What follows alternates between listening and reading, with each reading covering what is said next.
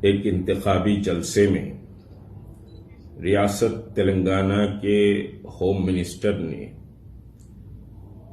ایک ایسا بیان دیا جو سمجھے کہ اسلامی روح اور ایمان کے خلاف بیان دیا۔ ایسا لگتا ہے کہ تلنگانہ کے ہوم منسٹر کے روحانی اور مذہبی پیشوا ریاست کے چیف منسٹر شری چندر شیکھر راؤ کو انہوں نے بنا لیا ہے۔ اسلام سے، اسلامی تاریخ سے، مسلمانوں سے دور کا بھی ان کا اب کوئی تعلق نظر نہیں آتا۔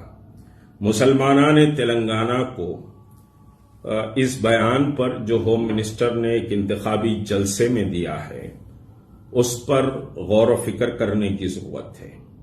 انہوں نے بیان میں یہ کہا، نعوذ باللہ من ذالک، سیدنا عمر بن خطاب جو خلفائے راشدین میں دوسرے خلیفہ ہیں، ان کی انصاف پروری کا ذکر کرتے ہوئے انہوں نے کہا کہ حضرت عمر کے بعد اگر کوئی انصاف کرنے والا حکمراں ہے تو وہ 1954 میں چندر شیکھر راؤ پیدا ہوئے۔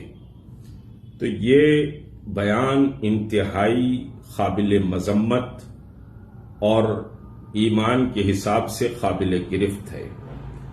حضرت عمر سے کسی کو ملانا، حضرت عمر کی شخصیت اور حضرت عمر کے ایمان کا سمجھیے کہ تقابل کسی اور سے کرنا اور انصاف کی بات کسی اور سے ملا دینا، یہ مسلمان کا نہ شیوا ہے نہ اس کا ایمان ہے۔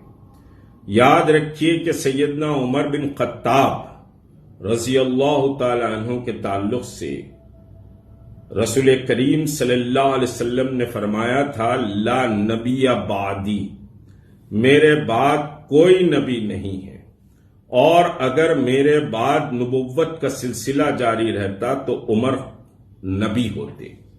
تو حضرت عمر کا یہ مقام، حضرت عمر کا یہ مرتبہ تھا، اور پھر عشق رسول میں حضرت عمر کا یہ مقام تھا کہ جب حضرت عمر کو اطلاع ملی کہ اللہ کے رسول صلی اللہ علیہ وسلم دنیا سے رخصت ہو گئے ہیں، اب دنیا میں موجود نہیں ہے، تو آپ نے تلوار نکال لی تھی کہ کوئی یہ کہے کہ محمد صلی اللہ علیہ وسلم اب نہیں رہے تو میں اس کی گردن اڑا دوں گا۔ تو یہ عشق کے سمجھیے کہ مناظر تھے۔ اور پھر حضرت عمر نے 2 سپر پاور کو شکست دی تھی۔ اس زمانے کے یہ سپر پاور قیصر و کسریٰ تھے، جن کی دنیا میں طوطی بولتی تھی۔ وہ حضرت عمر نے ان دونوں سپر پاور کو شکست دی۔ حضرت عمر کی ٹھوکروں میں قیصر و کسریٰ کے تخت و تاج آ کر پڑ گئے تھے۔ اور پھر یہ انصاف کی بات کر رہے ہیں تو اتنا عظیم الشان خلیفہ جب چلتا تو سمجھیے نہ اس کی کوئی سیکیورٹی ہوتی، نہ اس کے رہنے کے لیے کوئی بڑا محل تھا، پیون زدہ لباس پہنا ہوا وہ تنہا سمجھیے کہ پھرتا اور گھومتا تھا۔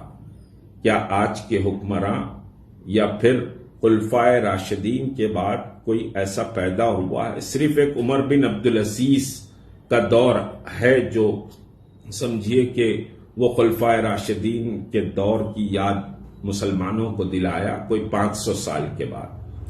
تو خلفائے راشدین کا انصاف اور خلفائے راشدین کے دور کا تقابل آج کے یہ جھوٹ مکار اور دغاباز حکمراں جو مسجد کو گراتے ہیں تو کہتے ہیں کہ مسجد پر ڈبری گرنے سے ایک حصہ شہید ہوا ہے، یہ ایسے حکمراں ہیں اور انصاف کی بات کر رہے ہیں۔ 9.5 سال میں کون سا انصاف مسلمانوں کے ساتھ کیا گیا؟